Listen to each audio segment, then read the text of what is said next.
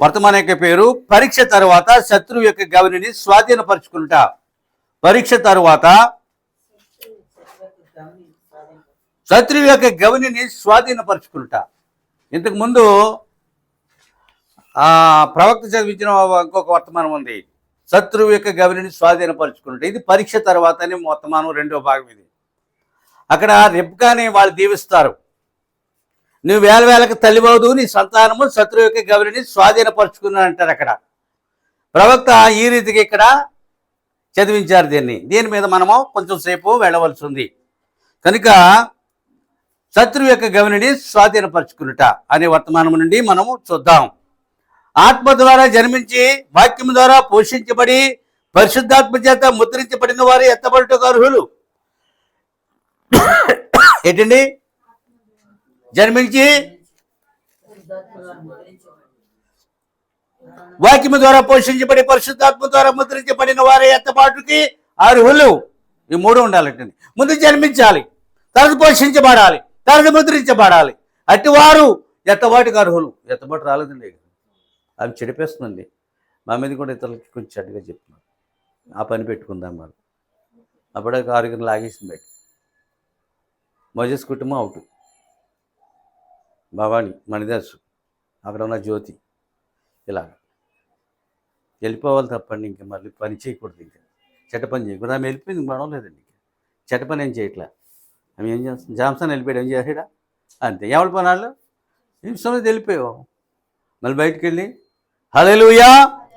కనుక ఎత్తబాటికి ఒక అర్హత సంపాదించాలి అంటే తిరిగి జన్మించాలి. You must be born again. తప్పక నీవు రెండవ జన్మ యొక్క అనుభవం లేకుండా ఎవరు పరలోక రాజ్యం యొక్క రుచిని చూడలేరు. తర్వాత ఏంటి? వాక్యము ద్వారా అదే వర్తమానము వాక్యము ద్వారా పోషించబడాలి.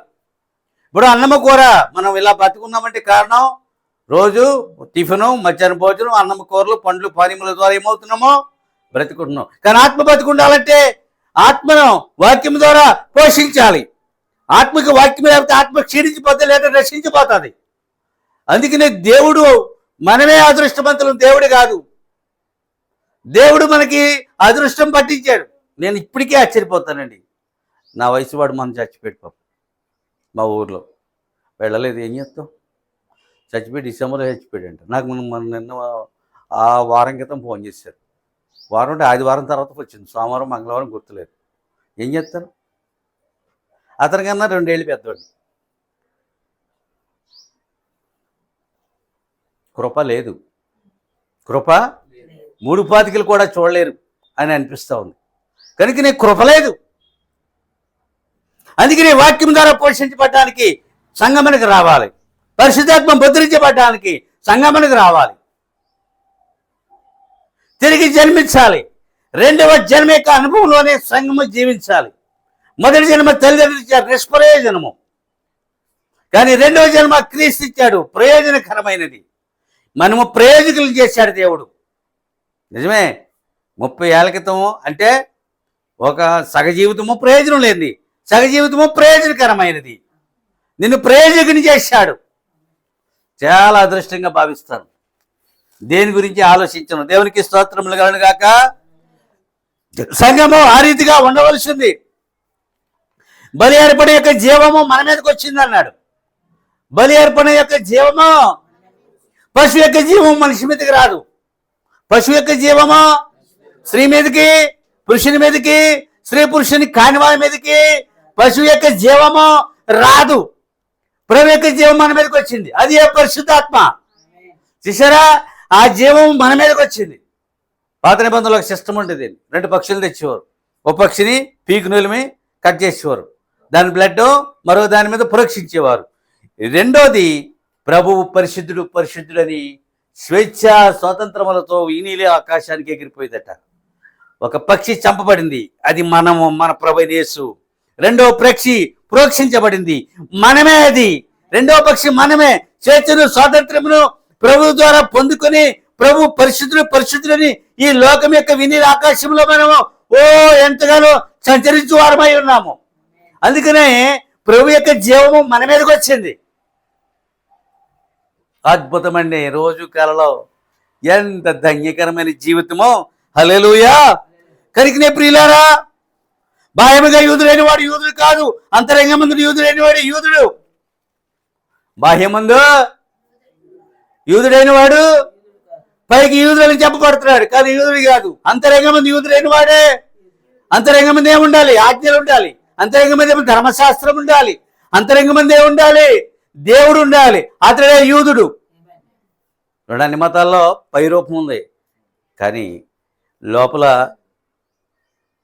అంతరంగమందు క్రైస్తవుడైన వాడే క్రైస్తవుడు, బాహ్యమందు క్రైస్తవుడైన వాడు కాడు అన్నాడు. కేథలిక్ క్రైస్తవులు కదా కాదని చెప్పగలవా? ప్రొటెస్టెంట్ క్రైస్తవులుగా చెప్పగలవా? కానీ అంతరంగమందు క్రైస్తవుడైన వాడే క్రైస్తవుడు. అంతరంగమంది ఏముండాలి? వాక్యం ఉండాలి. అంతరంగమందు పరిశుద్ధాత్మ ఉండాలి. అంతరంగమందు వర్తమానం ఉండాలి. అతడే క్రైస్తవుడు. అతనికి 3 అంతరంగములు ఉన్నాయి, వాటి ద్వారా జీవిస్తాడు. కనుక అతడే క్రైస్తవుడు. బాహ్యమందు క్రైస్తవుడైన వాడు క్రైస్తవుడు కాడు, బాహ్యమందు యూదుడైన వాడు యూదుడు కాడు. అంత అద్భుతమండి. నేను అనుకుంటాను, మనం చెప్పుకోగలదు నేను క్రైస్తవుడు అని చెప్పి నీ క్రియలే చెప్పేస్తాయి నువ్వెవరు వాడు. నువ్వు మాట్లాడుతున్నప్పుడు నువ్వెవరువో చెప్పేస్తాయి. చూసావా? మనం ప్రత్యేకంగా మనం చెప్పుకోవాల్సిన పని అవసరత నలకంతలేదు. హల్లెలూయా. కనుకనేనండి,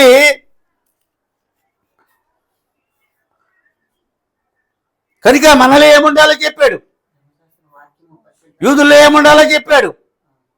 బ్రాహ్మణులు నిజమైన వాళ్ళు ఉంటారు, నిజం కాని వాళ్ళు ఉంటారు. సాయంకాలం అయినప్పటికీ చుట్టుపక్కల బ్రాహ్మణులందరూ అమ్మలపక్షి మంది తాగేసి ముక్క తినేసి వెళ్ళిపోతారు. అది బ్రాహ్మణత్వమా? కాదు. నిజమైన బ్రాహ్మడు ఇల్లు కదండి, వేదపారాయణం చేస్తాడు. అర్థమైందా? హల్లెలూయా. అది నేను వాళ్ళ ఎగ్జాంపుల్గా తీసుకున్నాను.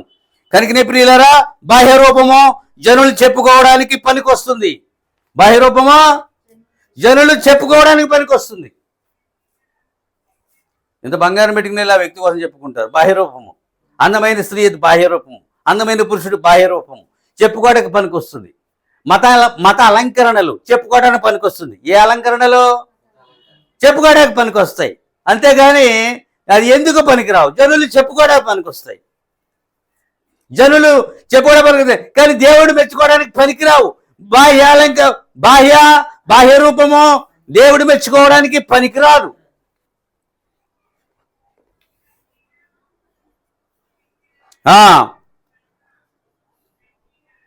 కనుకనే ప్రియులారా, అంతరంగమందు క్రీస్తుకు జీవించుట అయ్యున్నది.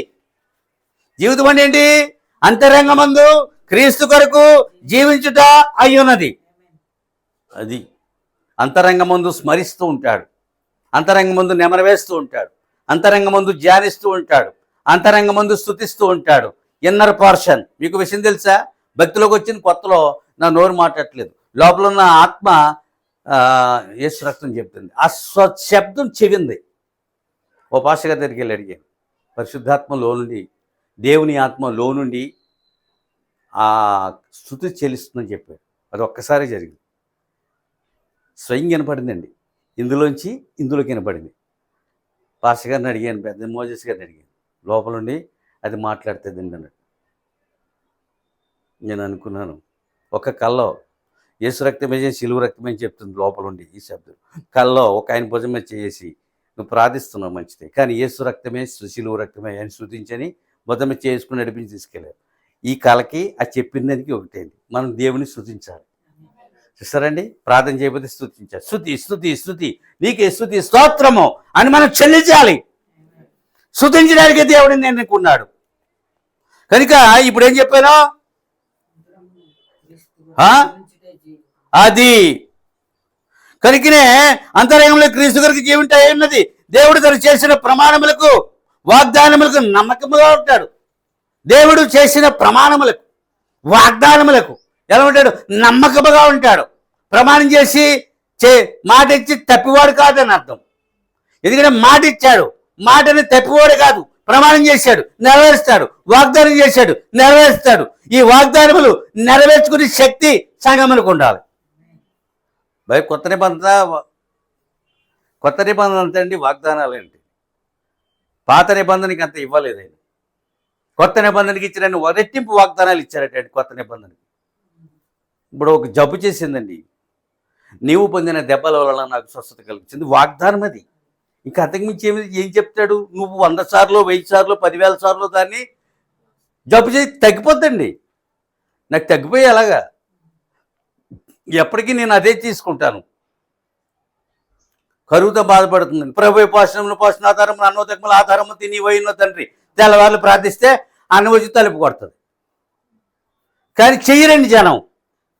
ఎంత చెప్పినా ఒక్కొక్కసారి నేను కూడా చేయలేకపోవచ్చేమో.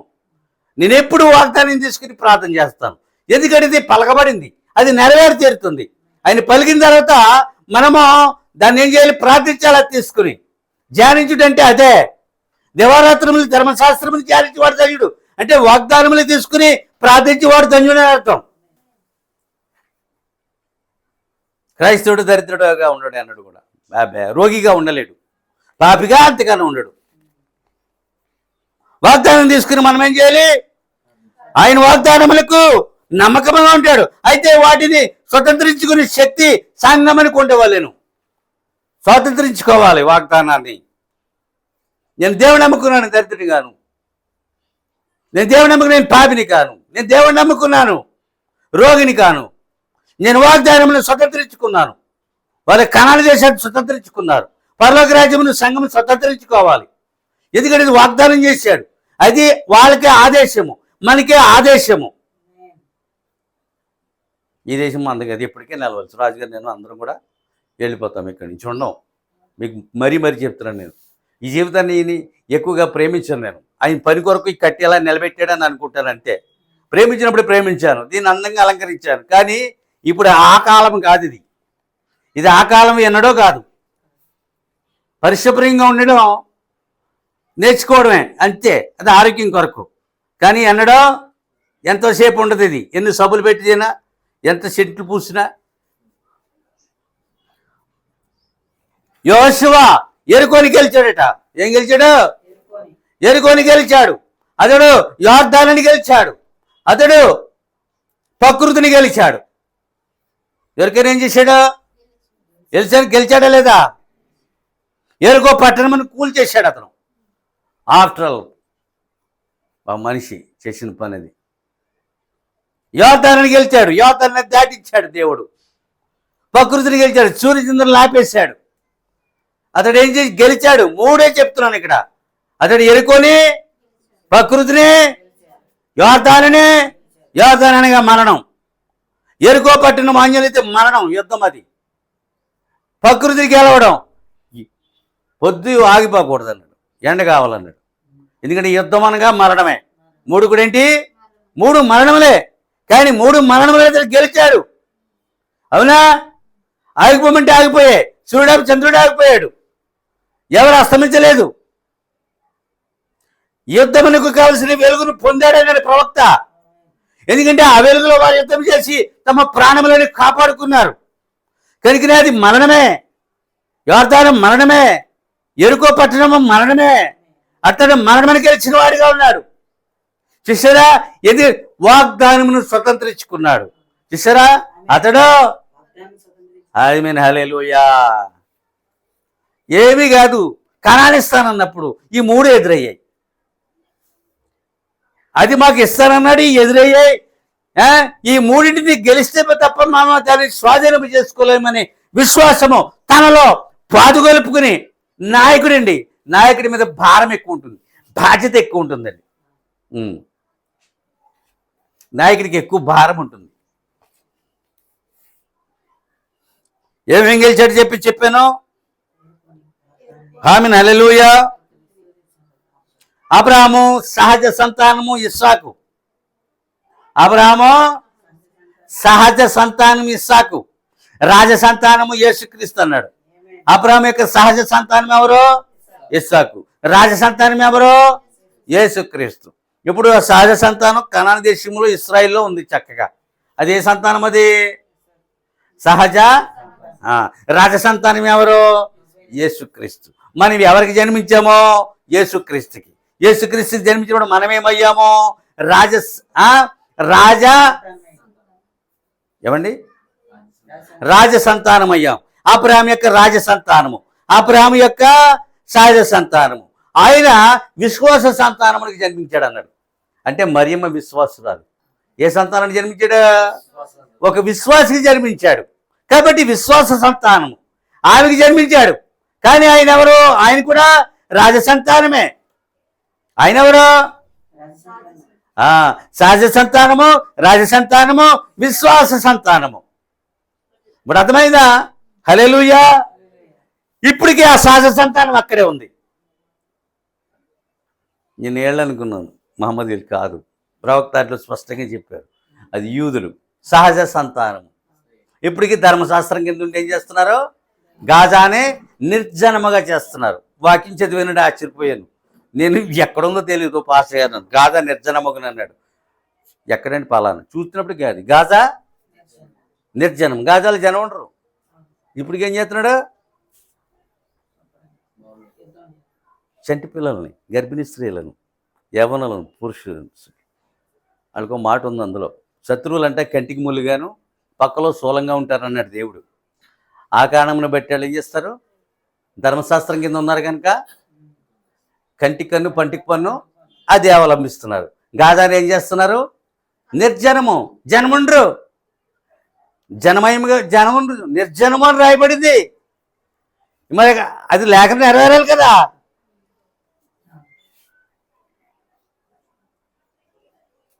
వెళ్ళిపోయారు, అక్కడ ఎవరు లేరు.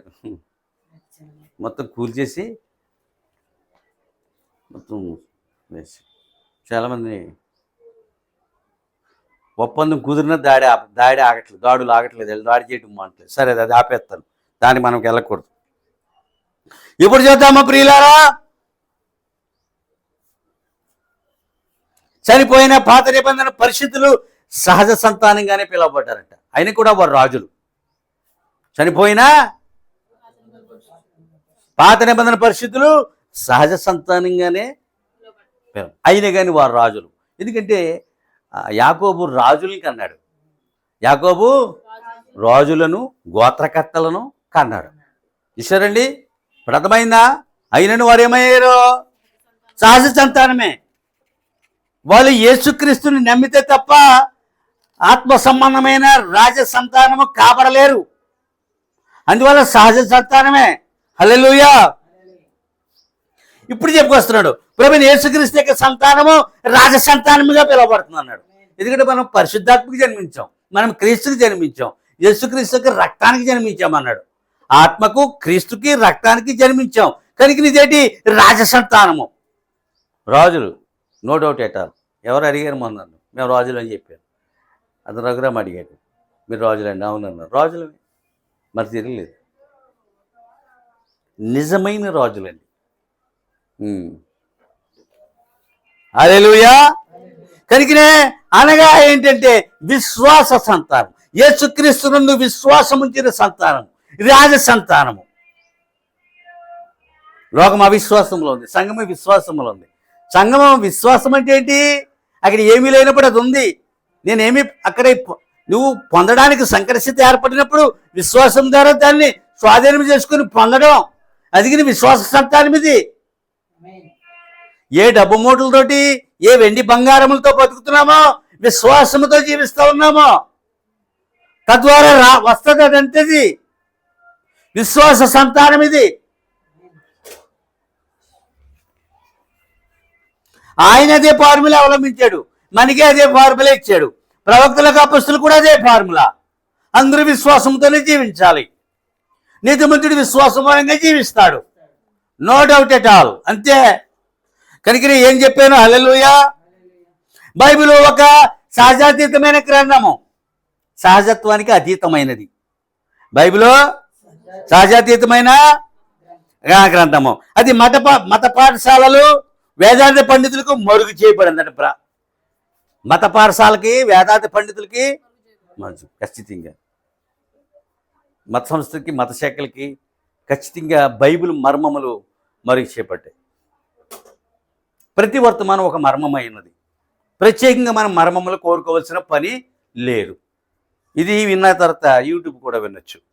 అప్పుడు నీకు మనసులో అచ్చుకుంటుంది. నీకు ఖచ్చితంగా అండి, పరలోకం ఉంది, పాతాళం ఉంది, భూలోకం ఉంది. భూమి మీద మనమున్నాము, అందరూ ఉన్నారు. ఎవరికి ఏదో డిసైడ్ చేసేసారు. మన నిర్ణయాన్ని బట్టి మనము సిద్ధపడుతున్నాం. రాకడ రాబోతుంది. అర్థమైందా? రాకడ వస్తుందండి.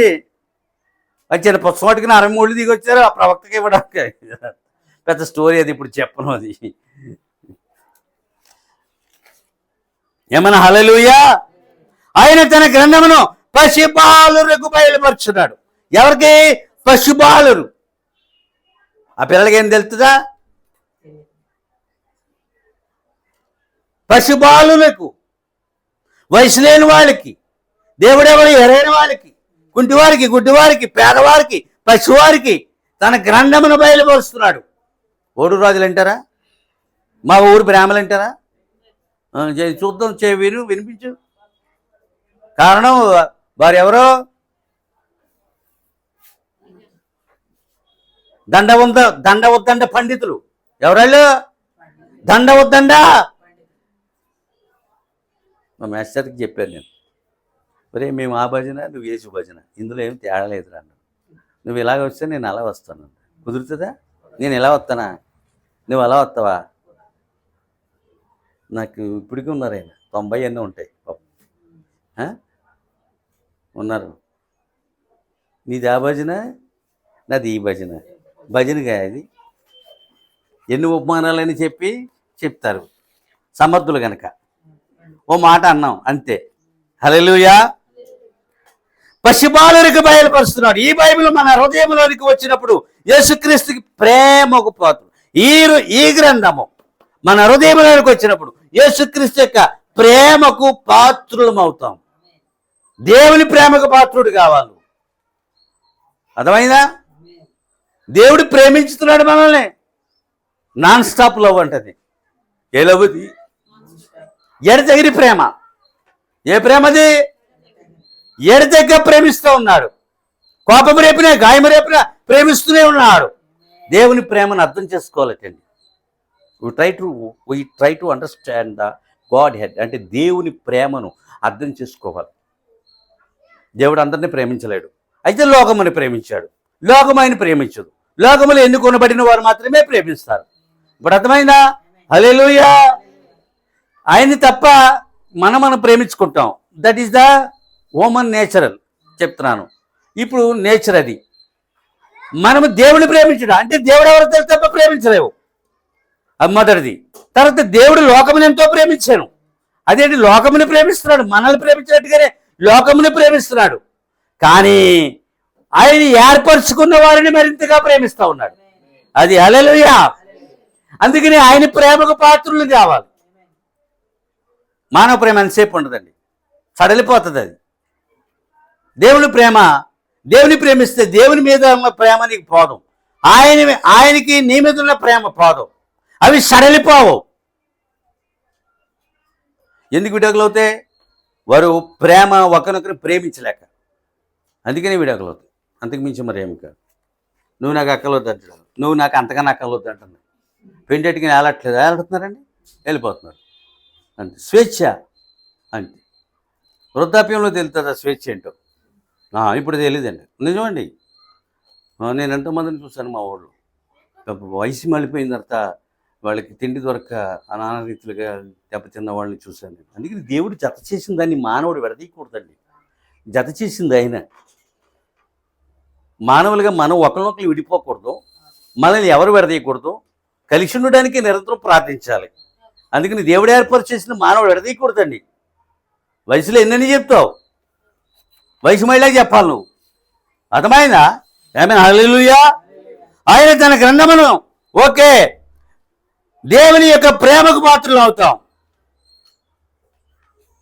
దేవుని యొక్క అబ్రాహాము తన కుమారుని తీసుకుని ఎక్కడికి వెళ్తున్నాడు? మోరియా పర్వతానికి వెళ్తున్నాడు. గతంలో ఇదంతా చెప్పారు. ప్రవక్త పదే చెప్తారండి. ఒకటని చాలు చెప్పింది మీరు విసుకొస్తుంది. ఎన్నిసార్లు తెలుసా అబ్రాహాము మీద? యెహోవా ఈరే మీద 3 వర్తమానాలు చెప్పాడు. తన కుమారుడు ఎక్కడికి వెళ్తున్నాడు? మోరియా పర్వతానికి వెళ్తున్నాడు. ఎందుకంటే దేవుడు కలలు అబ్రాహాంకి ఏం చెప్పాడు? నీ కుమారుని బలిగేయమన్నాడు. 3 దినములు ప్రయాణం చేసేంత మోరియాకి వెళ్ళు, అక్కడ నీ కుమారుని నాకు బలిగా అర్పించు. అది ఒక శోధనట్టండి. కుమారుని ఇవ్వటం ఎందుకు, బలిగా అర్పించడం అందుకు ఎందుకు, ఆ వృద్ధాప్యంలో ముసలిని ఏడిపించడం ఎందుకని అనుకోవచ్చు మనం. అనుకోవచ్చు. అతడు ఒక ఘోరమైన శోధన ఎదుర్కొంటున్నాడు. పనివాళ్ళు తీసుకుని, బెల్లం తీసుకుని, గాడి తీసుకుని, కత్తి తీసుకుని మోరియాకి వెళ్ళిపోతా ఉన్నాడు. ఎందుకంటే దేవుడు చెప్పాడు. ఎందుకంటే ఇప్పుడు అసలు యోబులా ఉంది. యెహోవా ఇచ్చిన యెహోవా తీసుకున్నాను అన్నట్టుంది. అవునా? యోబు ఏమన్నాడు? యెహోవా ఇచ్చిన యెహోవా తీసుకుని యెహోవా నామమునకు స్తుతి కలుగును గాక. యోబు కూడా తిరిగి పొందుకున్నాడు. యోబు రెట్టింపు పొందుకున్నాడు.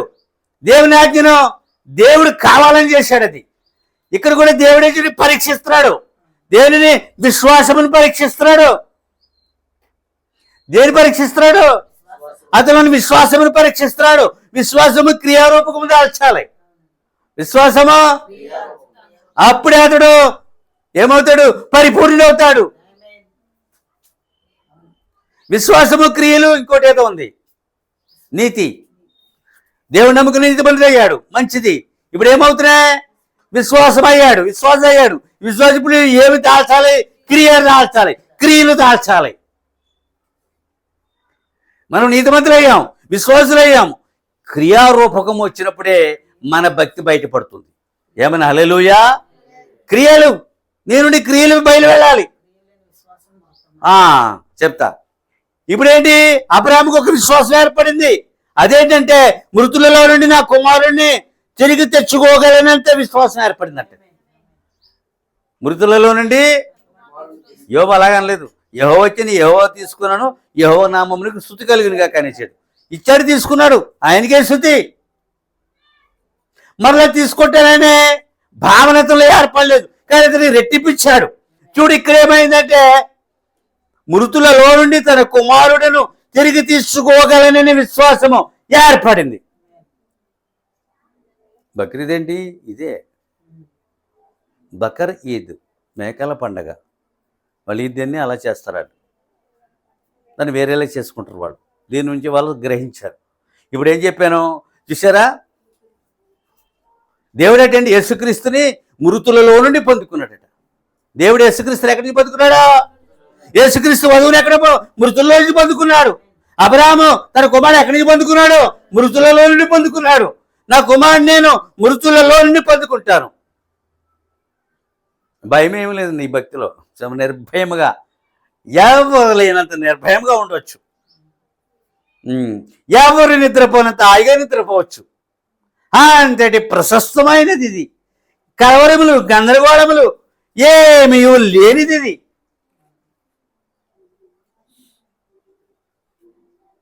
మృతుల్లోంచి పొందుకున్నాడు. ఆగు, ఆ పొట్టేలను బలించుకో. ఆగు. అక్కడ ఒక బలిసిన పొట్టేలు అక్కడ ప్రత్యక్షమైంది. దాన్ని తీసుకొచ్చి వెంటనే బలి అర్పణ కావించేశాడు. అర్థమవుతుందా? హల్లెలూయా. మృతుల్లోంచి తన కుమారుని పొందుకున్నాడా? తన విశ్వాసము ఏదైనా సరే ఈతర నేను పోగొట్టుకోను అనే విశ్వాసం లోపల ఏర్పడింది. బాబు, తల్లికి దుఃఖం, తనకి దుఃఖమే. బలికి గొర్రెపిల్లేదని పెట్టి అడుగుతా ఉన్నప్పుడు ఆ తండ్రికి ఎలా ఉంటుంది? అప్పుడే పలికాడు, యెహోవా ఈరే అన్నాడు. అప్పుడేమని పలికాడు? దేవుడే చూసుకొనెను. బలికి గొర్రెపిల్లని దేవుడే చూసుకొనెను. ఆయనే చూసుకున్నాడు గొర్రెపిల్లని. నీతో నా పాత్ర నీవు. నీ విశ్వాసం గొప్పది. నీ విశ్వాసము క్రియను ఉత్పత్తి చేసింది. విశ్వాసం ఏం చేసింది? ఆమెను హల్లెలూయా. అతని నీతిమంతుడి ద్వారా విశ్వాసం అయ్యాడు. విశ్వాసం ఏమైంది? క్రియలు. నీ విశ్వాసం ద్వారా క్రియ ఉత్పత్తి అయింది. ఈ మూడింటి ద్వారా. అందుకనే అతడు నీతి, విశ్వాసము, క్రియల ద్వారా అబ్రాహాము ఎంతమందికి తండ్రి తెలుసా? యేసుక్రీస్తుకి తండ్రి, అపొస్తలులకి, యూదులకు, మహమ్మదీయులకు, వధువుకు, అందరికీ తండ్రే. అతడు జనములకు తండ్రి. అతడు ఏకంగా తండ్రి క్యారెక్టర్ అతను తీసుకున్నాడు. యేసుక్రీస్తుకి తండ్రి అతను. నీవు అబ్రాహాము కుమార్తె అన్నాడు, నా కుమార్తె అన్నాడా? నువ్వు అబ్రాహాము కుమారుడు అన్నాడు, నా కుమారుడు అన్నాడా? హల్లెలూయా. ఆధిక్యత మనిషికి ఇచ్చారటండి. ఆధిక్యత మనిషికి ఇచ్చేశాడు. ఆదాముకి ఆధిక్యత ఇచ్చేశాడు, అబ్రాహాముకి ఆధిక్యత ఇచ్చాడు, యాకోబుకి ఆధిక్యత ఇచ్చాడు. జనానికి తెలియదు అది. దావీదుకి ఆధిక్యత ఇచ్చాడు. యేసుకి సింహాసనంలో దావీదు సింహాసనాన్ని తీసుకుంటాడట. ఏమైనా హల్లెలూయా. యేసుకి దావీదు సింహాసనాన్ని స్వీకరిస్తాడు. వెతకలేదా? హల్లెలూయా. ఏం చేయడు? ఆధిక్యత. అంతే. ఏమండి, భార్యకి భర్త మీద భార్య ఆధిక్యత ఉంటుందండి. ఒకరి శరీరం మీద ఒకరికి అధికారం ఉంటుంది అన్నాడు. వారి ఏక శరీరము. హల్లెలూయా.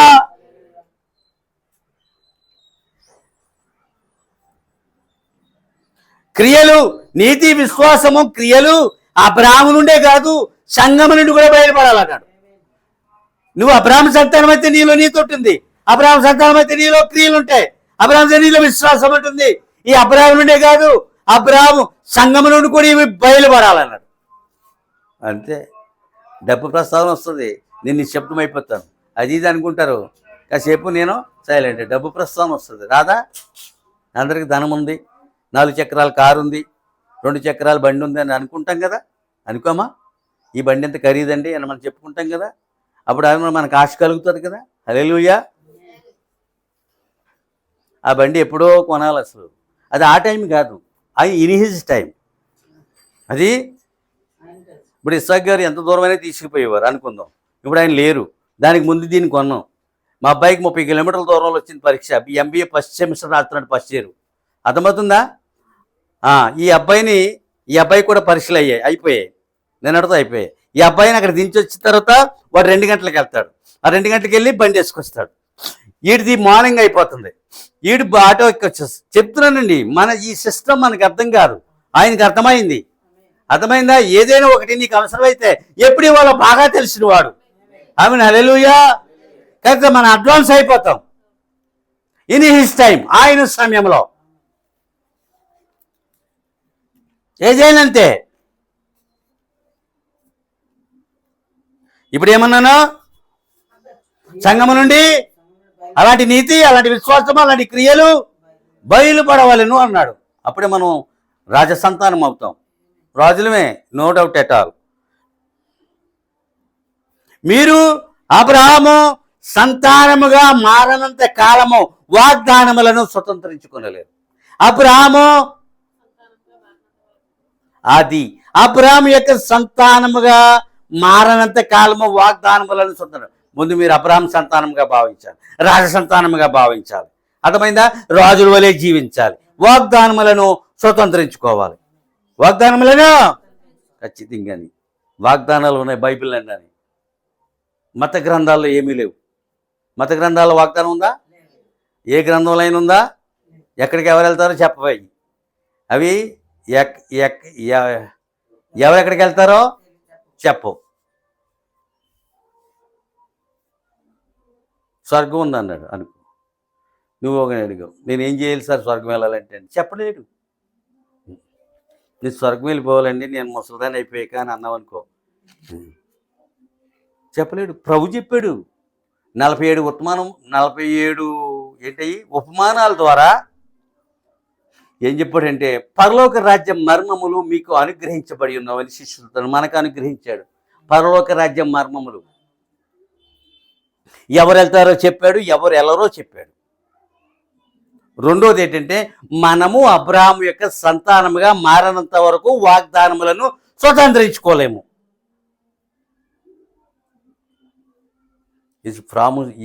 Is promise to the church. ప్రమాణం చేశాడు. ఎంత అద్భుతం అది. హల్లెలూయా. కనుక వాక్యంతో నిలబడి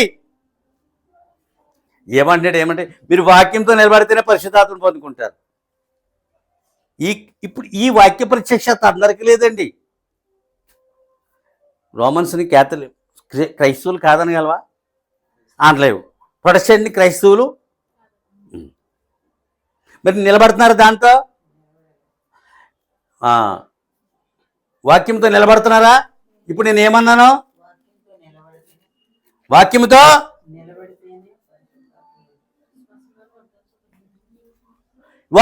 నిలబడలేని వాళ్ళు దేవుని ఆత్మను పొందుకోలేరు అన్నాడు. వాక్యంతో నిలబడిన వారే దేవుని ఆత్మను పొందుకుంటారు. ఎగ్జాంపుల్ వాళ్ళు చెప్తాను నేను. పాపక్షమాపణతో ప్రతివాడు యేసుక్రీస్తు నామములో బాప్తిస్మం పొందుడి, అప్పుడు మీరు పరిశుద్ధాత్మనే వరమని పొందుతారన్నాడు. అది వాక్యం నెరవేరిప కదా. సంఘశాఖ ప్రభుని యేసుక్రీస్తు నామములో బాప్తిస్మం ఇస్తుందా? ఇవ్వనప్పుడు వాక్యం నిలబట్టలేదు కదా. మరి ఆత్మని ఎలా పొందుతుంది? ఆత్మ లేనివాడు నావాడు కదా అన్నాడు కదా. ఇప్పుడు అర్థమైందా? నువ్వు వాక్యముతో నిలబడితే వాక్యమును గ్రహించి నెరవేర్చే తప్ప పరిశుద్ధాత్మను పొందలేవు. మేము ఎందుకు వాపోతున్నాం అంటే ఈ నిజమైన బాప్తిస్వం 12 మారులు రాయబడింది. ఈ నిజమైన బాప్తిస్వము నయను భయను మనం అందరం బాప్తిస్వం పొందాం. నేను పొందుతేలేండి అనివ్వండి. నేను కూడా లేదు, ఇవాళ నీళ్ళు ఉన్నాయి, నువ్వు ఆ కాలంలో నువ్వు వచ్చేయాలని పాస్ట్ పట్టి ఎలాగ నమ్ముకున్నాను కదా, బాప్తిస్వం పొందితే ఏమవుతుందని చెప్పి ఇచ్చేయండి అన్నాను. అంతే. ఓ రోజు జత బట్టలు ఎట్టుకెళ్ళాను, పాత బట్టలు సంచి ప్యాకెలు ఎట్టుకున్నాను, పొడి బట్టలు కట్టుకుని ఇంటికి వెళ్ళిపోయాను. అయిపోయింది నాకు బాప్తిస్వమా. హల్లెలూయా. నయన భయాన్ని మనం ఏమయ్యామో వాక్యం నెరవేర్చాము. వాక్యం నెరవేర్చడం ద్వారా ఏమవుతున్నామో పరిశుద్ధాత్మను పొందుతాము. నువ్వు వాక్యానుసారమైన బాప్తిస్వం నువ్వు ప్రార్థించినప్పుడు నువ్వు పరిశుద్ధాత్మను పొందుతావు. ఎగ్జాంపుల్ 1 చెప్తాను ఇప్పుడు నేను. అదేంటో తెలుసా? వరమును పరిశుద్ధాత్మను వరముగా పొందుతావు. పరిశుద్ధాత్మనిగా నిత్యజీవమును వరముగా పొందుతావు అన్నాడు. పరిశుద్ధాత్మనిగా నిత్యజీవము, పరిశుద్ధాత్మనిగా ఏంటి? నీలో నివసించే జీవము. అది నిన్ను నిత్యత్వాన్ని నడిపిస్తుంది. నేను దురాత్మను పొందుకున్నప్పుడు ఎలా ఉన్నాను తెలుసా? అలాగే ఉంటాడు. దురాత్మను పొందుకున్నాడు ఎలా ఉంటాడో? దురాత్మ యొక్క అనుసరించి 15 రకముల అవలక్షణ ఫలములతో ఉంటాడు. ఉండడా? ఇదేం డాడీ అన్నాడు. ఇది కత్తిపోటు అన్నాడు. మా వాడు చెప్పాను పొద్దుట. ఇదేం డాడీ అని. ఇది కత్తిపోట్లు పడ్డారు అబ్బాయి మనకి. మరి అది దురాత్మను అనుసరించినప్పుడు పడవా మాట్లాడవే. మరి అవతలోడు మనం వేసేసి మనం కొట్టేస్తున్నప్పుడు మనం అవతలోడి ద్వారా కూడా మనకు వస్తాయి. పడవండి. ఆ పోటీ ఇంకో చోట పడితే మనం అంతే. అవునండి. పావులాడించేవాడు పాము చేతులనే. రౌడీ గోండా అంతేనా? హల్లెలూయా. మన చుట్టూ 10 మంది చేరుతున్నట్టు నేను హీరో అనుకున్నాను. కాదు, జీరో. హీరోనిగా జీరో. మనం వెళ్ళిపోయిన తర్వాత వాళ్ళు తప్పుకుంటారు. మనం వెళ్ళిపోవటం అంటే అందువల్ల ఏంటి అని అడిగాడు. చెప్పాను మన వాడికి. అందువల్ల ఏంటంటే ఇప్పుడు ఎక్కడ ఏ సందర్భంలో ఇది వచ్చింది? దురాత్మను అనుసరించి జీవించడం ద్వారా వచ్చు ఫలములు. మరణం రావచ్చు. ఆ ఫలాలకి ఏమవుతుంది? మరుతుంది. ఈ ఫలాలకి ఏమవుతుంది? దురాత్మకి ఏమవుతుంది? మరణం. పరిశుద్ధాత్మ గారు ఏమవుతుంది? కొంచెం టర్నింగ్ ఇచ్చారండి అంతే. జీవితానికి పెద్దగా ఏమీ లేదు. అటు ఉంటే చచ్చిపోతారా బయట వచ్చేయన్నారు అంతే అని చెప్పింది నాకు. టక్కన ఒక అవకాశం వచ్చింది, ఉపయోగించుకున్నాను, సద్వినియోగపరుచుకున్నాను. అర్థమైందా? హల్లెలూయా. అలా ఉంటుంది. వాక్యంతో నిలబడిన వారే పరిశుద్ధాత్మ చేత నిద్ర ముద్రింపబడిన వారు పరీక్షలకు నిలబడతారట. ఆత్మచేత ముద్రింపబడితే ఏమవుతావు? అంతే. ప్రతి పరీక్షకి నిలబడతావు. ప్రతి పరీక్షకి సౌనం అవుతాం పరీక్షల్లో. ఇది తెలుసా? హల్లెలూయా. అందరికి మస్ట్ ఉండదు. పరీక్ష నిలబడుతున్నాం అనుకో, మస్ట్ ఉండదుగా. హల్లెలూయా. కనికిన ప్రియులారా, శత్రువు యొక్క గవిని స్వాధీనపరచుటకు మనకు హక్కుని కలిగి ఉన్నాం. ఇప్పుడే వస్తున్నాం, మెసేజ్లోనికి వస్తున్నాం. శత్రువు యొక్క గవిని స్వాధీనపరుచుకున్నట్టుకు మనము హక్కుని కలిగి ఉన్నాం. శత్రువు యొక్క గవిని అంటే ఇలాంటి ద్వారబంధాలు కావు. గవినిలు కోట్లకు ఉంటాయి, అవి పెద్దవి. రోగం యొక్క గవిని, రోగం అనగా మరణమే. అవునా? అగ్నిగుండము గవిని, అదేంటి? మరణమే కదా. సింహాల బోను. హల్లెలూయా. ఇందాక యెహోషువ ఎన్ని మరణాలు ఎదుర్కొన్నాడో? 3. అవునా? అతనికి వెలుగు లేకపోతే శత్రువుల చేతులు చచ్చిపోతారంటాడు. అది మరణం కదా. యోర్దాను నది దాటెత్తే మునిగిపోరా, అది మరణం కదా. అది ఒక గవిని కదా. ఎరుకో గవిని కదా. ఎరుకో అంజులు. దేవుడు చెప్పింది చేశాడు. ఆ గవిని అధిగమించాడు. ఆ 3 మరణములను అవలేలుగా అతడు దాటగలిగాడు. ఇప్పుడు అర్థమవుతుందండి? హల్లెలూయా. నేనేం చెప్పాను?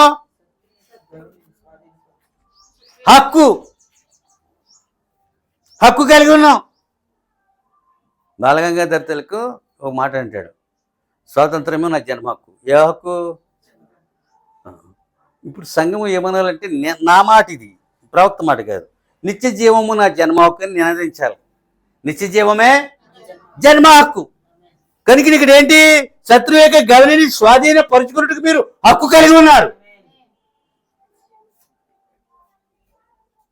శత్రువు సాతానే, అతడి గవిని స్వాధీనపరుచుకున్నాడు. పాతాళ ద్వారములు ఈ సంఘం ఎదుట నిలబడమన్నాడు. దాని ద్వారమా ఈ సంఘం ఎదుట నిలబడదు. వాడు నిలబడలేడు, వాడు తుత్తనీళ్ళు చేయబడతాడు. వాడి గవినీలు అప్రేమిక రాజ సంతానం స్వాధీనం చేసుకుంటుంది.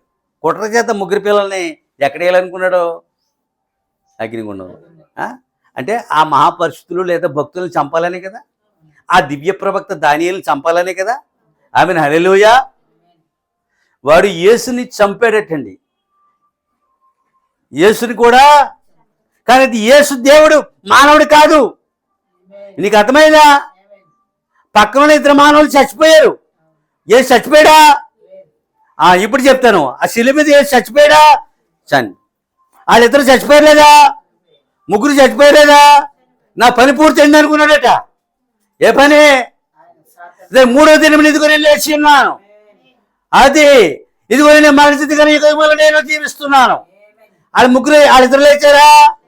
ఒక నరకానికి పోయాడు, ఒకడు పరదేశికి పోయాడు, ఈయన భూమి మీదకి వచ్చాడు. వాడి ఉద్దేశం ఏంటి? కానీ యేసు మరణం యొక్క గవిని స్వాధీనం చేసుకున్నాడు. నేను చెప్తాను, దాని మీద వస్తాను నేను. యేసు ఏ గవిని స్వాధీనం చేసుకున్నాడు? హల్లెలూయా.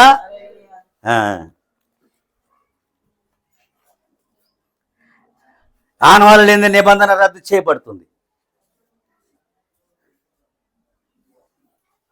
ఏమనాలి దాన్ని ఇంగ్లీష్లో? Without token. ఆనవాళ్ళు లేనిదే ప్రామిస్ ఈజ్ క్యాన్సల్డ్. అంతేనా? నిబంధన ఆనవాళ్ళు లేనిదే రద్దు చేయబడుతుంది. ఆనవాళ్ళు ఏంటి? పరిశుద్ధాత్మ. ఎగ్జాంపుల్ 1, రక్తము యొక్క గుర్తు చిన్నగా ఏదో చిన్న కరపుల లాంటిది ఇలా చిత్త కొట్టి ఆ బ్లడ్ని కమ్మికి పూసారు. పై కమ్మికి, అడ్డకమ్ములకి. అప్పుడు సంహారదూత చూసి అందులో ఆ ఇంట్లో మరణమో ఎర్రని దారం చుట్టారు. అదొక ఆనవాలు. ఎవరికి? రాహాబు ఇంటికి. ఎర్రని దారాన్ని చూసి సైన్యమో ఆ ఇంటికి మరణమో. హల్లెలూయా. మరణం వచ్చిందా? సున్నతి గుర్తు, అది కూడా ఆనవాలే. ఎర్రని దారమో రక్తమో. ఇప్పుడు మనకి మరొక గుర్తు ఇచ్చారు. అది భౌతికమైనది కాదు, అది ఆత్మ సంబంధమైంది. అది పరిశుద్ధాత్మని గుర్తు. ఆ ముద్రని పొందాలి. నువ్వు పరిశుద్ధాత్మని పొందాలి, నువ్వు పరిశుద్ధాత్మ ముద్రించబడాలి. ఎగ్జాంపుల్ 1, నువ్వు ఒక ఉత్పత్తిని తయారు చేసావు, అవునా? నీ కంపెనీలో, నీ ఫ్యాక్టరీలో ఒక ఉత్పత్తిని నువ్వు తయారు చేసావు. తయారు చేసిన దాన్ని ఏం చేశారు? చెక్కుడు అని రాసావు. చెక్కుడు అని రాగానే ఏమైంది? అది ఎగుమతికి సిద్ధమం. ఇంకా అంతా చెక్ చేశాడు. సైట్ ఇంజనీర్ వచ్చి, వాళ్ళు వచ్చి, టెక్నికల్ రట్స్ అందరూ వచ్చేసారు, చూశారు. సీల్ చేసిన తర్వాత చెక్కుడు అంటే ఇది. నువ్వు ఎప్పుడైతే పరిశుద్ధాత్మ లోపలికి పొందుకున్నావో, నువ్వు ఎప్పుడైతే పరిశుద్ధాత్మని పైన ముద్రించబడావో, నువ్వు దేనికి, నువ్వు ఎత్తబాటికి సిద్ధపడిన ఉత్పత్తి అయి ఉన్నావు. అర్థం చేసుకో. ఆనవాళ్ళు లేదే వాగ్దానం రద్దు చేయబడుతుంది. నీ పరిశుద్ధాత్మ లేదే దేవుని యొక్క వాగ్దానములను స్వతంత్రించుకోలేవు, స్వస్థతని పొందగలేవు, ప్రార్థనకి జవాబునే పరలోకమున ఏమీ పొందుకోలేవు. అందుకనే వాళ్ళకి ఆత్మ ఇవ్వలేదు. క్యాథలిక్స్కి, ప్రొటెస్టెంట్స్కి పరిశుద్ధాత్మ ఇవ్వబడదు. అందుకని నేటికి ఇంత భక్తి చేస్తున్నావు, ఇంత నష్టం ఎందుకు వస్తుంది? ఇంత భక్తి చేస్తున్నావు ఎందుకు ఇంత? ఎందుకంటే అక్కడ దేవుడు లేడు, పరిశుద్ధాత్మ లేదు, వాక్యమా ఏదైతే నిత్య జీవం ఇస్తుందో అది లేకుండా పోయింది అక్కడ. అందువల్ల ఏమవుతున్నారు? శత్రువు దారి తప్పించాడు. దేవుడిని నమ్ముకోవాలనుకున్న వెంటనే సంఘ శాఖ పట్టుకుంటుందండి. ఆ శాఖలో విడిపించడానికి దేవుడు మరొక జన్మెత్తవలసి వస్తుంది అన్నాడు. అవునా? ఐ మీన్ హల్లెలూయా. యూదుని నమ్మించడానికి యేసుక్రీస్తు ప్రభువారు అలసిపోయాడటండి. నేనే దేవుడను, నా కార్యములు చూడండి, నా దగ్గర రండి. సమస్యలిపోయాడండి, అలసిపోయాడట పాపం. ఓ పక్కనే రాళ్ళు పెట్టి కొట్టారు అలాంటిది. ఒకసారి రాళ్ళు ఎత్తితే పరుగుని పారిపోతున్నాడు. రాళ్ళు ఎత్తితే ఏమయ్యాడు? ఎందుకంటే అది ఫిజికల్ బాడీకి తగిలితే చాలా ఇబ్బంది, పారిపోతున్నాడు. ఆనవాళ్ళు పొందనిదే నువ్వు దేనికి నిబంధన రద్దు చేయబడుతుంది. నీకు ఆయనకి ఏ నిబంధన లేదు, నీతో ఆయన నిబంధన చేయలేదు, నిబంధన రద్దు చేయబడుతుంది. నేను రక్తం యొక్క గుర్తును చూసి ఆ ఇంటిని నేను దాటిపోవదును. ఇప్పుడు ఆ ఇశ్రాయేలు దాటిపోయాడు, కానీ గుర్తులేని ఇల్లు ఎవరి? ఐగుప్తులి. అందుకని వాళ్ళ ఇళ్ళలో ఏం సంభవించింది? ఈ పరిశుద్ధాత్మ గుర్తులేని ఇళ్ళు ఉన్నాయి భూమి మీద. ఇప్పుడు కేథలిక్కులు ప్రొటెస్టెంట్ ఇళ్ళు ఉన్నాయి. దేనికి గురవుతాయి? ఆనాడు ఐగుప్తు నీళ్ళు దేనికి గురయ్యాయి? మీకు అర్థమవుతుందా? హల్లెలూయా. ఇప్పుడు ఈ దినం ఏ గుర్తు కావాలి? ఆ దినం ఏ గుర్తు కావాలి? రక్తము గుర్తు లేని ఇల్లు ఏమైంది? ఉగ్రతకు గురైంది. ఉగ్రతకే మీరు దేనికి గురవుతారు? అలా అన్ని వింటారండి. నీ సంఘం ఏపడిది, నీ ఆస్తి ఏపడిది, నీవెక్కడుంటావు?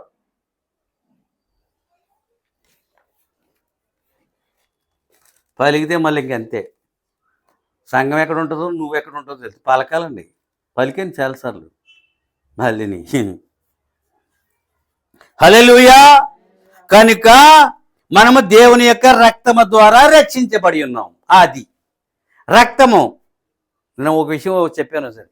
ఇప్పుడు ఏం చేస్తున్నాయి మత సంస్థలు, మత శాఖలు ఏం చేస్తున్నాయి? రక్తరహిత ఆరాధనలు. ఏ ఆరాధనలు అయ్యి? రక్తరహిత ఆరాధనలో దేవుడు ఉంటాడా? తన రక్తముతో మనం ఆరాధించాలి. వాక్యమే ఆయనే వాక్యము. ఇప్పుడు అర్థమవుతుందా? రక్త సహిత ఆరాధనలో ఉంటాడు దేవుడు, రక్తరహిత ఆరాధనలో ఉండడు. రక్తరహిత ఆరాధన చేస్తున్నాయి. రక్తం ఎందుకు రావట్లేదు? వాక్యం ఎందుకు, వర్తమానం ఎందుకు రాలేరు అన్నాడు. మరి అదే రక్త సహిత ఆరాధనకి రక్త రహిత ఆరాధనకి వ్యత్యాసము.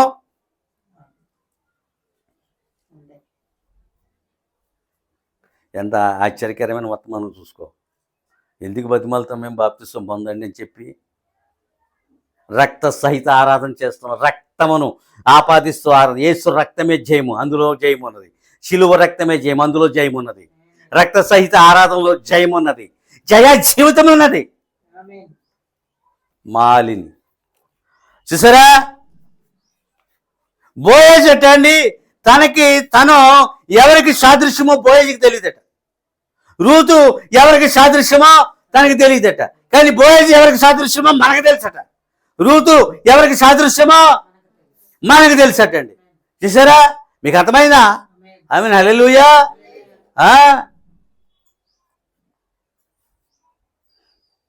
యేసుక్రీస్తు ఎవరికి సాదృశ్యంగా? దేవుడు. అందరూ ఆయనకే సాదృశ్యంగా ఉంటారు. ఒక మోషే అయినా, ఒక బోయేజ్ అయినా, ఏమన్నా హల్లెలూయా, యోసేపు, వీళ్ళందరూ కూడా అంతే. ఆయనకి సాదృశ్యం తప్ప ఆయన ఎవరికి సాదృశ్యంగా ఉండనేరడు. దేవునికి స్తోత్రములు కలుగును గాక. అయితే వారు ఇరువురు ఎవరికి సాదృశ్యంగా ఉన్నారో మనకి బాగా తెలుసండి. ఆ భార్య భర్తలు ఇద్దరు మనకే బాగా తెలుసు. మనము ఎత్తబడి దినమునకు ముద్రించబడి ఉన్నాము. మళ్ళా వస్తున్నాడు సంఘం మీదకి. మనం ఎత్తబడి దినమునకు ఏమయ్యాం? ముద్రించబడి ఉన్నాం. చూసారా?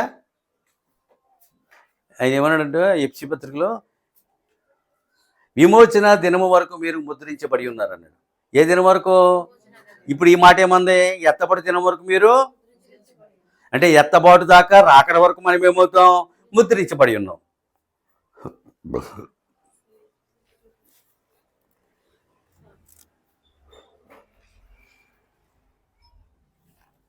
దేవునికి స్తోత్రములు కలుగాక. రికార్డింగ్ ఉందా?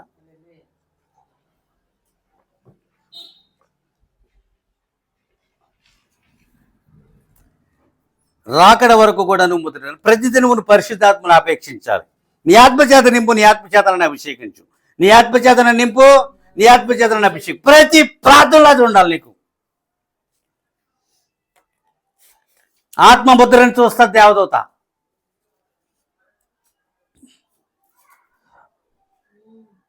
మరణమనగా ఆయన నుండి శాశ్వతముగా వేరు చేయబడుట, నాశనం ఒకట, ధ్వంసం చేయబడుట. మరణమనగా ఏంటి? ఆయన నుండి శాశ్వతముగా వేరు చేయబడుట, నాశనం ఒకట, ధ్వంసం చేయట అన్నాడు. చూసారా మరణం ఎంత చెడ్డదో. భౌతికమైన మరణం గురించి ఆయన మాట్లాడట్లేదు, ఆత్మ సంబంధమైన మరణం గురించి మాట్లాడు. వేరు చేయబడుట, ఆత్మ నశించిపోవుట, ఆత్మ ధ్వంసం చేయబడుట. మరణం యొక్క అర్థము ప్రపంచానికి తెలీదు, మరణం యొక్క అర్థం మనకు బాగా తెలుసు. భౌతిక మరణం గురించి మనం ఎన్నడో మాట్లాడం. భౌతికమైన మరణం గురించి ఇది ఎప్పుడైనా చనిపోవాలి కదండి. ఇప్పుడు రాకడనుకోండి చచ్చిపోము, ఎత్తపడతాం. ఒకవేళ రాకడ ముందు చచ్చిపోయామనుకో పాతి పెట్టబడతాం. అప్పుడేమవుతాం? అది పునరుద్ధానుడు అవుతాడు. అవునండి, ఆమేన్, హల్లెలూయా. అది పూర్తిగా వేరు చేయబట్ట. అరణ్యంలో ఇశ్రాయేల్ ప్రజలు చెందిన దాని నుండి వేరైపోయారు అన్నాడు ఆయన. మంచిది ప్రియులారా, దానియేలు వాక్యమును అనువదించగలడు. దానియేలు వాక్యమును మరియు కలలకు అర్థం చెప్పగలడు. వాక్యమును అనువదించగలడు. అతడు దేవుని ఆత్మ కలిగిన వాడటండి. అతడు ఆ రాజ్యం ఇతడు దేవదూతల ఆత్మని కలిగి ఉన్నాడు అన్నాడు. ఇతడు దేవదూతల అటువంటి మహానుభావుని తీసుకెళ్ళి ఎక్కడ వేస్తున్నారు? సింహాల బోన్లు వేస్తున్నారు. కుట్ర చేత దేవుని ప్రజలను చంపాలనుకున్న చంపలేకపోయారు. అసూయ చేత మనం దేవుని ప్రజలను చంపలేము. చంపగలమా? కానీ దేవుడు కాపాడుతాడు. ఇప్పుడు అంతేది. ఇప్పుడు అసూయ చేత కుట్ర చేత వాళ్ళు ఏం చేశారు? చంపాలని చూశారు. ఎక్కడెత్తున్నారో తీసుకెళ్ళి సింహాల బోన్లు వేస్తున్నారు. ఆకలి కొనని సింహాలకి అతన్ని ఆహారంగా వేస్తున్నారు. పేడ విరగడైపోయిందని యూదులేమనుకున్నారు? యేసు యొక్క పేడ విరగడైపోయింది. ఇదిగో ఇదిగో ఈ 3వ దినం లేచి ఇదిగో నేను పేడ ఇంకా విరగడవలేదు. యూదులకి ఆయన పేడ. హల్లెలూయా. ఇప్పుడు దానియేలుకు శత్రువులు ఆ దానియేలుకు పేడ విరగడవలేదు. ఎందుకంటే మన్నాడు వచ్చాడు రాజు. ఎక్కడికి? గవని గుహ ఎత్తుకొచ్చాడు. దేవునికి స్తోత్రములు కలుగుగాక. హల్లెలూయా. ఇప్పుడు చూద్దాం ప్రియులారా, కళలకు భావన అర్థం చెప్పగలడు. అయితే అతడు దేవునికి ఇష్టమైన వాడు. ఫస్ట్ అది అతడు దేవునికి ఇష్టమైన వాడు అంటే దాని బహుప్రియుడు అనే బిరుదు ఉంది అతనికి. ఏ బిరుదు ఉంది? బహుప్రియుడు, దేవునికి ఇష్టమైన వాడు. చూసారా, మనము దేవునికి ఇష్టలుగా ఉండాలండి.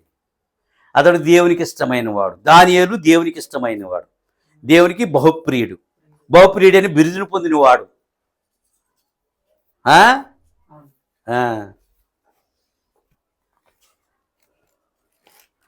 దేవునికి ఇష్టమైన వాడు. శ్రమల యొక్క గుహలో ఉన్నాడట అతను. సింహాల గుహలో కాదు. ఎక్కడున్నాడో? శ్రమల యొక్క గుహలో ఉన్నాడు. శ్రమ యొక్క గుహ. ఈ సింహాల గుహ ఎలా ఉంటుందో తెలుసండి? దుర్వాసనతో ఉంటుందండి. అంతకుముందు వేసిన మాంసం అది కుళ్ళిపోయి అక్కడ ఒక రకమైన పురుగులై బయలుదేరి దుర్వాసన అండి. సింహం దగ్గరికి చూశాను నేను. ఈ బంధించిన సింహం దగ్గరికి వెళ్ళి చూస్తే కుళ్ళిపోయిన మాంసం కంపు వస్తుంది. సర్కస్ సింహాన్ని చూశాను నేను. అది ఏం చేస్తే నేను పిల్లవాడిని అండి. మీ వాడి కన్నా దాని అంత ఉంటుంది. అంత ఉంటాను. కమ్మ తీసుకుని సింహాన్ని ఇలా పొడిచాను. ఒకది కాంట్రీ ఇచ్చింది.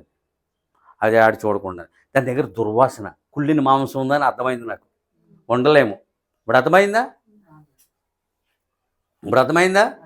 హల్లెలూయా.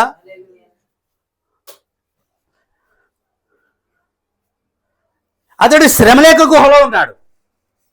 అతడు ఎక్కడున్నాడు? సింహాల మధ్యలో ఉన్నాడు. అతను శత్రువు యొక్క గవిని అతడు స్వాధీనం చేసుకోవాలి. ఇప్పుడు అర్థమైందా? ఏ గవిని స్వాధీనం చేసుకోవాలి? శత్రువు యొక్క గవిని.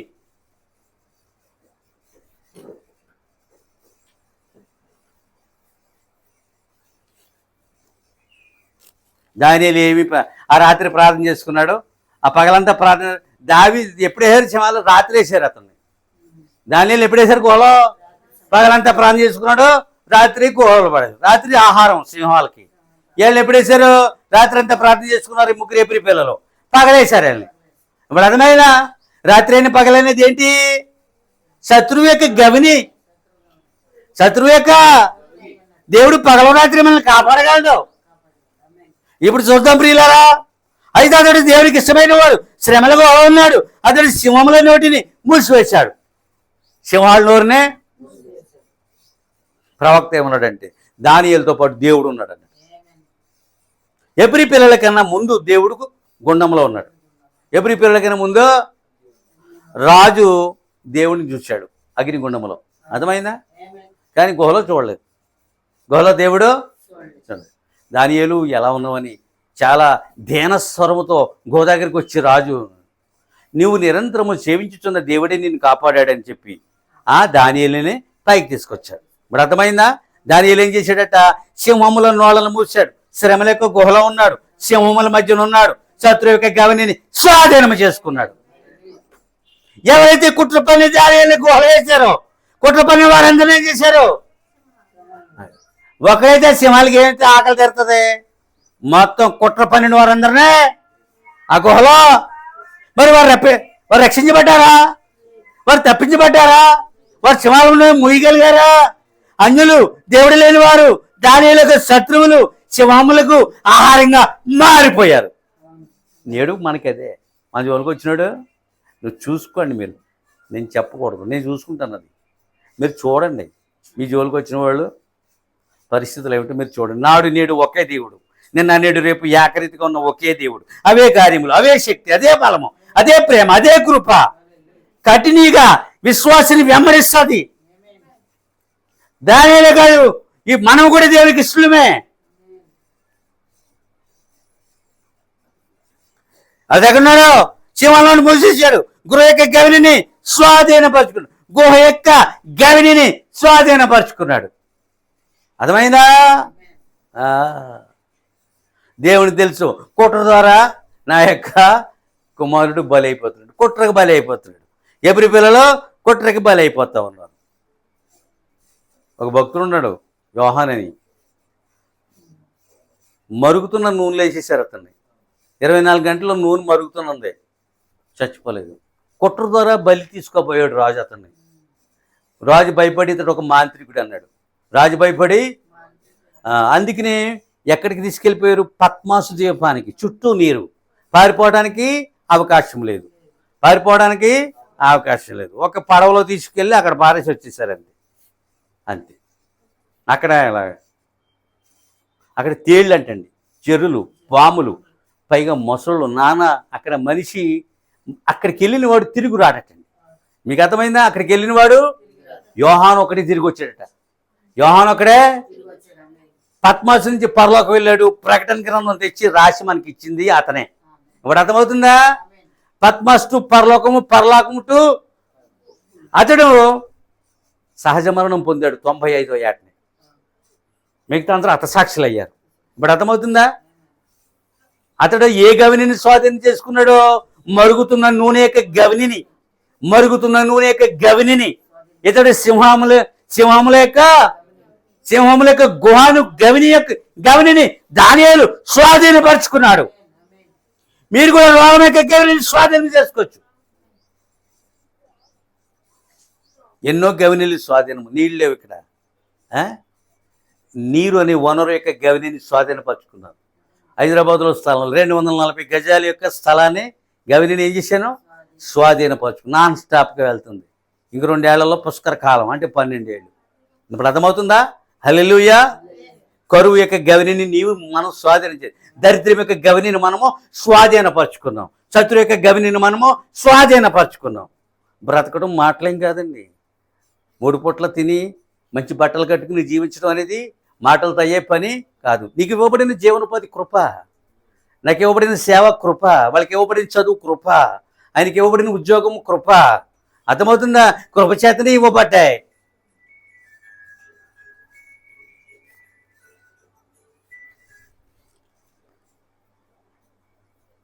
కనుక ఏం చెప్పుకొచ్చారు ఇక్కడ మీకు? హల్లెలూయా. గుహ యొక్క గవినిని స్వాధీనపరుచుకున్నాడు. శద్రక మేషక అబేద్నెగోలు వారంతే. ఇప్పుడు ఎగ్జాంపుల్ ఒకటి చెప్తాను. రాజు యొక్క బొమ్మను చేసి దానియేలు ఆరాధించమన్నారు. రాజు యొక్క బొమ్మను చేసి దానియేలు చచ్చిపోయిన తర్వాత దానియేలు యొక్క బొమ్మను ఈ ముగ్గురిని ఆరాధించమన్నారు. అది విగ్రహారాధన, ఇది విగ్రహారాధన. యూదుడు బొమ్మకు మొక్కడు, యూదుడు విగ్రహమునకు మొక్కడు. మేము మొక్కం దానికి అన్నారు. మా దేవుడు ఎవరో మాకు తెలుసు. దానియేలు దేవుడు కాదు, దానియేలు దేవుని ప్రవక్త. వీలే మేనమ గారు దేవుడు కాదు, దేవుని యొక్క ప్రవక్త. అర్థమవుతుందా? రాజు దేవుడు కాదు, రాజుకి దానియేలు మొక్కడం. అర్థమవుతుందా? రాజు ఒక విగ్రహం, దానియేలు ఒక విగ్రహం. ఇప్పుడు అవుతుందా? వారి బొమ్మలకి మొక్కరు. నా వల్ల కాదు అది. రాజు దేవుడు కాదంటే దానియేలు, దానియేలు దేవుడు కాదంటే వీళ్ళు, మా ప్రవక్త దేవుడు కాదని మనము. ఇప్పుడు అర్థమవుతుందా? మానవులు మొక్కుకునేది మనం కాదు, అన్యులు మొక్కుకుంటారు. దేవుడు ఆత్మగారికి ఆరాధించేవారు ఆత్మతో సత్యముతో ఆరాధింపబడను.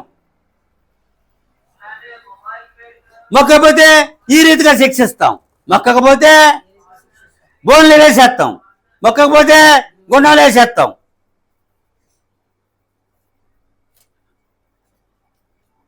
కనుక వాళ్ళు ఏంటి?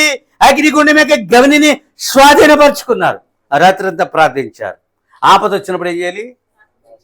ప్రతిదినం యొక్క ప్రార్థన వేరు, ఆపదలో చేసిన ప్రార్థనలు వేరుగా ఉంటాయి. ప్రతిదినం చేసే ప్రార్థన వేరు. ఆ రాత్రంతా వారు ప్రార్థించారు. ఆ రాత్రంతా ఇదిగో ఈ రీతిగా మేము కాబోతున్నాం, నువ్వు రక్షించగల సమర్థుడు, నువ్వు రక్షించకపోయినా మేము ఆ యొక్క బొమ్మకి మొక్కము. వాళ్ళకైనా ముందు అక్కడ ఉన్నాడు. 4వ అని ముఖరూపం ఎలా ఉంది? దేవదూతలను పోలి ఉంది. మెరుపులా ఉంది వచ్చిన ముఖం. ఎలా ఉందండి? ముగ్గురినైతే నలుగురు కనబడుతున్నారు రాజుకి. మనం ముగ్గురినే కదా వేస్తాను. అవునన్నాడు. నాలుగోవాడు దేవుడు అన్నాడు. 4వ వాని ముఖము దేవదూత రూపమును పోలి ఉన్నది. 4వవాడు దేవుడు. దేవునికి స్తోత్రములో కలుగునుగాక. ఆ నూనె పేనంలో దేవుడు కనబడలేదు, కానీ నూనెలో దేవుడు ఉన్నాడు. అర్థమైనా? సింహానుభవంలో దేవుడు, కానీ ఇక్కడ ఎందుకో కనపడ్డాడు. ఇక్కడ చెరసాల్లో పేతురు వేసినప్పుడు దేవుడి దిగి వెళ్ళాడు అని చెప్పాడు. పేతురు దగ్గర ఎవరు వెళ్ళారు? చెరసాలకి గవిని పేతురు స్వాధీనం చేసుకున్నాడు. అక్కడ సంఘం ఏం చేస్తుంది? ప్రార్థిస్తుంది. ఇక్కడ పేతురు ఏం చేస్తున్నాడు? ప్రార్థిస్తున్నాడు. వారు ఇరువురు కొత్త నిబంధన, కానీ చెరసాలకి గవిని నేరుగా దేవుడే చెరసాలకి వెళ్ళి పేతురుని విడిపించుకుని పోయాడు. పేతురు ఏం చేయడు? ఒక మనిషి చెరసాల నుంచి బయటికి రాగలరా? మనం ఎంతవరకు చేయగలం? ప్రార్థించగలమా? అదే మన పరిధి. అంతేనా? నిన్ను ఎక్కడ బంధించారు? నువ్వు ప్రార్థించగలవు, అదే నీకు పరిధి. ఆ ప్రార్థనకి జవాబు దేవుడే స్వయంగా దిగి వచ్చాడు. చెరసాల యొక్క గవిని, నూనె ప్యానం యొక్క గవిని, సింహాల పోని యొక్క గవిని, అగ్నిగుండం యొక్క గవిని వారు అవలేలుగా స్వాధీనపరిచారు. యెహోషువ అలాంటి వాడే. 3 మరణాలే స్వయంగా స్వాధీనపరుచుకున్నాడు. అది హెబ్రీయులు వాక్యం కొరకు నిలబడ్డారు. దేనికోసం నిలబడ్డారు? ఆ యొక్క నిలబెట్టబడిన ప్రతిమ కొరకు వారు నిలబడలేదు.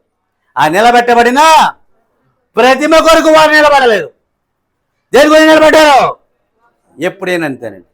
ఈ భూమిని భారతదేశం ఉందంట, ప్రపంచం నుండి ఏముంటే, థాయిలాండ్ వెళ్తే గౌతమ బుద్ధుడు ఉంటారు, శ్రీలంక వెళ్తే ఎవరు ఉంటారు, టిబెట్ వెళ్తే ఎవరు ఉంటారు, గౌతమ బుద్ధుడు. అదేంటి బొమ్మ. అవునా? వారు ప్రతిమ కొరకు నిలబడ్డారా? వారు ప్రతిమ కొరకు నిలబడ్డారా? వారు ఒక బొమ్మ కొరకు నిలబడ్డారా? వాక్యం కొరకు వాక్యం కొరకు నిలబడాలి. వాక్యం మీద నింద వస్తుంది, వాక్యం మీద శ్రమ వస్తుంది, వాక్యం కొరకు నిమిత్తము అవమానం వస్తుంది. నువ్వు నిలబడాలి. ఓకే, మనడప్పుడు ఎంచుకు వెళ్ళిపోతావు. ఒకసారి దేవుడు తిరిగి తీసుకొస్తాడు. నీకు రాబోతున్న వచ్చిన ఆపదలు తెలుసు, నీకు రాబోతున్న ఆపదలు తెలుసు. నీ ప్రార్థనలు వాటి నుండి నిన్ను కాపాడుతూ ఉన్నాయి. ప్రతి గవనిని నువ్వు స్వాధీనపరచుకుంటున్నావు. మన మన పరిచర్య ఆశ్చర్యచకితం చేయట్లేదా? ఏమైనా హల్లెలూయా.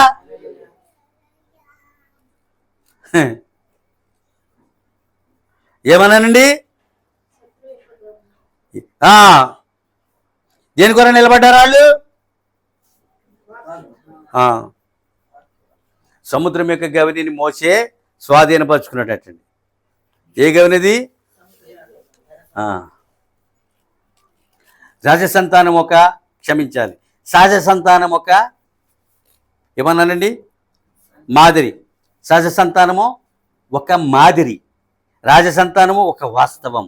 మనము వాస్తవంగా ఉన్నాం. మనం ఎలా ఉన్నాం? వాస్తవము. ఇది రాజసంతానం, ఇది వాస్తవము. దీనికి నీతి విశ్వాసం క్రియ ద్వారా ఇది ప్రయాణిస్తుంది. ఇది ఒక వాస్తవము. రాజసంతానం ఇది. రాజులు అనిపించుకోవడంలో తప్పేమీ లేదు. కులాన్ని ఏం దాయట్లేదు. అన్ని కులాల వాళ్ళు రాజులే. యాజకరాజులు అన్నాడు. ఇంక అంతకన్నా ఏంటి? విశ్వాస సంతానం ఒక నెరవేర్పు. విశ్వాస సంతానం యేసుక్రీస్తు. కనుకనే క్రీస్తు చూద్దాం, తన మరణమును తానే జయించడటండి. తన మరణమును కానీ మనం జయించలేము. ఆయన ద్వారా మన మరణాన్ని జయించగలుగుతున్నాం. ఇప్పుడు అర్థం చేసుకోవాలి. క్రీస్తు తన మరణమును తానే జయించాను. అవునా? దేవుడు కనుక ఇప్పుడు మనం చనిపోతే మన మరణాన్ని మనం జయించం. మన జీవమును ఆయనలో భద్రపరుచుకున్నాం. ఇప్పుడు అర్థం చేసుకో. ఆయనలో మనం ఇన్వెస్ట్ చేసాం మన జీవితాన్ని. అవునా? మనం డబ్బులు బ్యాంకులు పెడతాం లేదా? తిరిగి తెచ్చుకుంటామా లేదా? అలాగే మన జీవమును ఆయనలో భద్రపరిచినప్పుడు తిరిగి ఆ జీవమును తిరిగి తెచ్చుకుంటాం. అందుకే నేను అన్నాడు, లోకమంతా సంపత్తి తన ప్రాణం పోగొట్టి తనకి ఏమి ప్రయోజనమో ఒకరు తన ప్రాణమును ప్రతిగా నాకేమి ఇవ్వగలడు అన్నాడు. అవునా? నీ ఆత్మను ప్రాణాత్మదేములు తప్ప నువ్వేమి ఇవ్వగలవు దేవునికి? నువ్వు తిరిగి తీసుకోవాలని నీ ఆత్మ నువ్వు నీ యొక్క జీవమును ఆయనలో దాచిపెట్టు.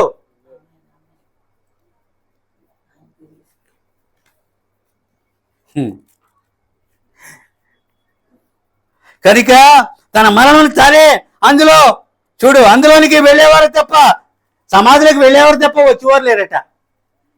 ఏమా? సమాధిలోకి వెళ్ళేవారు తప్ప ఉన్నారా? హల్లెలూయా.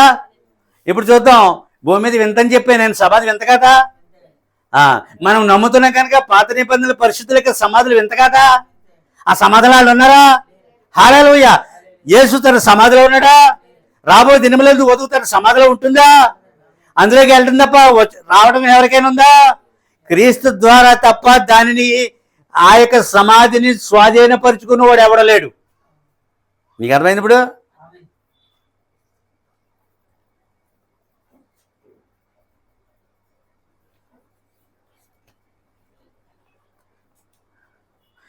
ప్రతి శత్రువుకి గవని యొక్క తాళపు చెవులు ఆయన మనకి ఇచ్చేది. ఇప్పుడు చూడండి, ఈ చెయ్యి ఏమి ఇచ్చాడు? కీస్. తాళపు చెవులు ఎవరికి ఇచ్చాడు? శత్రువు యొక్క ప్రతి గవిని స్వాధీనపరుచుకున్నట్టుకు దేవుడు తాళము చెవులు ఇచ్చాడట. ఎవరికి ఇచ్చాడు? మనకి. పేతురుకి ఏమి ఇచ్చాడు? అప్పుడు ఆ తాళం ఇప్పుడు ఎక్కడ ఉన్నాయి? మన దగ్గర ఉన్నాయి. నువ్వు పరలోకం వెళ్ళడానికి దేవుడు ఏమి ఇచ్చాడు? నాకు తాళాల దర్శనం అండి. చేటను చెయ్య ఆకాశం నుండి దిగి వచ్చిందండి. అలా తాళ చేతులు గుర్తు అలా వదిలేసింది. 2 చేతులతో పాటు ఎలా పట్టుకున్నాను కళా రాత్రి. వెంటనే పాస్టర్ గారి దగ్గరికి వెళ్ళాను. పేతురికి ఏమి ఇచ్చాడో చూపించాడు. అది నీకే ఇవ్వబడింది, నువ్వు పాస్టర్ అవుతున్నావు చెప్పేశారా అన్నాడే. అర్థమైందా? శత్రువు యొక్క గవిని స్వాధీనపరుచుకున్నట్టుకు దేవుడు ఏమిచ్చాడు? తాళపు చెవులు ఇచ్చాడు. నువ్వు తెరవగలవు, నువ్వు మోయగలవు. వాడి యొక్క తాళం దేవుని దగ్గరే ఉంది. నోవాహు దగ్గర ఆయన మూస్తే ఎవరు తెరవలేరు, అని తెరిస్తే ఆయన చనిపోవాలని నిర్ణయిస్తే ఎవడో చాపనాపలేడు. ఆయన బ్రతకాలన్నీ నిర్ణయిస్తే ఎవడో చంపలేడు. నీకు అర్థమవుతున్నాయా? ఏమి చేయడం మనకి? మీకు తెలియదు మీ దగ్గర తాళం ఉంది, మీరే తాళాన్ని ఉపయోగించాలి. ఇప్పుడు అవునా? సింహాల బోను మూసే తాళం నీ దగ్గర ఉంది. అగ్నిగుండమును మూసే తాళము ఏమన్నా? హల్లెలూయా. అర్థమవుతుందా? తాళం ఇచ్చేటట్టు మనకి. ఆ రోగము మూయబడిన గాక, ఆ రోగము తొలగిపోని గాక. రోగంతో పాటు ఆడి వెళ్ళిపోతాడు. ఎగ్జాంపుల్ 1, ఆయన ఆ వాని తల చెత్త కొట్టేశాడు. ఏ మిగిలి బాడీ, ఏ మిగిలిందే? నేను అప్పుడప్పుడు బల్లి యొక్క తోకలు తీసేస్తూ ఉంటాను. ఆ తోక కింద పడి చాలాసేపు వాడి ప్రాణం ఎక్కడుంది? ఇప్పుడు వాడిని చితక తొక్కమన్నాడు. నిన్ను వాడి తోకే తొక్కలేకపోతున్నాము. శీఘ్రముగా దేవుడు మీ చేత వారిని చితక తొక్కించిన అన్నాడు. పౌలు అన్నాడు శీఘ్రముగానంట సాతానుని మీ చేత తొక్కించిన అన్నాడు. అర్థమైందా? తలని ఎవరు చెత్త కొట్టారు? అది. ఇప్పుడు ఆ బాడీని ఎవరు చెత్త తొక్కాలి? ఏమన్నా హల్లెలూయా.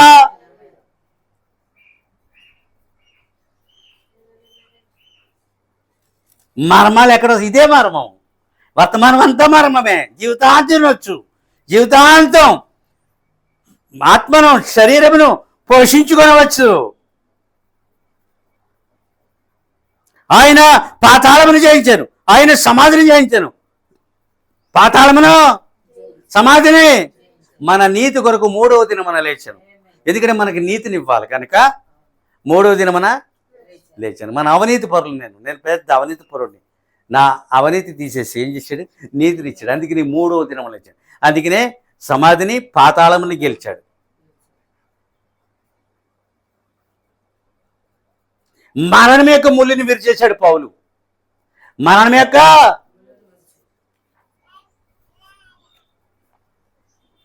ప్రతి దినము జయిస్తూ శత్రువుని వాదిస్తూ ఉన్నాం. ప్రతి దినము జయిస్తూ ఏం చేస్తున్నాం? మనము శత్రువుతో వాదిస్తున్నాం. ప్రతి దినము దేవుడితో వాదిస్తున్నట్టు సాతాను. ఆయన దగ్గరికి వెళ్ళి వచ్చే అవకాశం వాడికి. వాడు ఆత్మే, వాడు చేపన బాడీలో. యోబు కాలంలో దేవునితో వాదించలేదా? ఇప్పుడు వెళ్ళి వాదించినాడా? నీ కుమారుడు ఇదిగో, నీ కూతురు అదిగో, నీ కుమారుడు అదిగో. తొందరపడకు. అర్థమవుతుందా? మళ్ళీ ఆయన కల్పించుకున్న అమ్మ ఇది, అయ్యా ఇది. ఇప్పుడు అర్థమవుతుందా? ఏం చేస్తున్నాడు? వాదిస్తాడు. ఇప్పుడు ఆయన వలన మనము జయశాలులమై ఉన్నాము. ఆయన వలన మాత్రమే. మనముగా జయశాలులమో కాము. ఆయన వలన మనం ఏమయ్యామో? జయశాలులమై ఉన్నాం.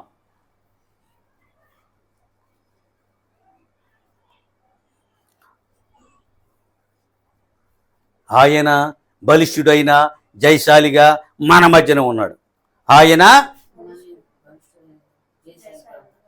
ఆయన బలిష్ఠుడైన జయశాలిగా మన మధ్య ఉన్నాడు. ఆయన వలన మాత్రమే మనము జయశాలులము, జయశీలురము. అర్థమైందా? ఆయన మనకి జయమిస్తున్నాడు. వారికి వాటి మీద చేస్తున్నాడు, మనకి జయమిస్తున్నాడు. వారికి అపజయము, మనకి జయము. ముగించేస్తాను. నీవు రోగము కన్నా అధికమైన వాడివి. నువ్వు రోగము కన్నా, నీకన్నా అధికమైన వాడి క్రీస్తు. ఇస్తారా? నీకన్నా అధికమైన వాడి క్రీస్తు. నీవేమో రోగము కన్నా అధికమైన వాడివి.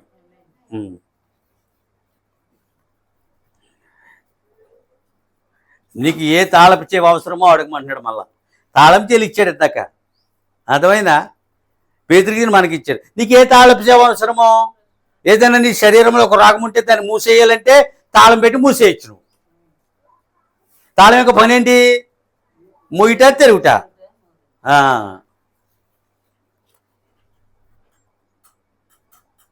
గవిని స్వాధీనపరుచుకుని వారు అడుగవలెను. ఏదైనా ఒక గవిని స్వాధీనపరుచుకోవాలంటే తాళపు చేతిని అడగమంటున్నాడు. ఒక ధనాగారం తెరవాలంటే ఏం చేయాలి? తాళం ఉండాలి. ఆకాశ వాకళ్ళు నిప్పాలంటే ఏం చేయాలి? తాళం ఉండాలి. ఆకాశ వాకళ్ళు ఇప్పబడిన గాక పట్టజాలంత విస్తారమైన దీవులు నా ఓడలో కమ్మరించబడిన తాళం తీసావు. ఏం చేస్తున్నావు? ఆకాశపు వాకళ్ళను విప్పుతూ ఉన్నావు. దేవునికి స్తోత్రములు కలుగును గాక. ఎలాంటి గవిని ముందు నీవు నిలబడి, ఎలాంటి గవిని నీ ముందు నిలబడి ఉన్నది? రోగమా, దరిద్రమా, సంకటమా, ఎలాంటి గవినైనా నీవు స్వాధీనపరుచుకుందువు ఆమీన్ అన్నాడు. ఎలాంటి గవిని ముందు నువ్వు నిలబడి ఉన్నావు? రోగమా, సంకటమా, దరిద్రమా, ఎలాంటి గవినైనా నీవు స్వాధీనపరచుకుందువు. ఆమేన్. దేవుడు దీవించును గాక మిమ్మల్ని. ఓకే, లేవండి, అయిపోయింది వర్తమానం.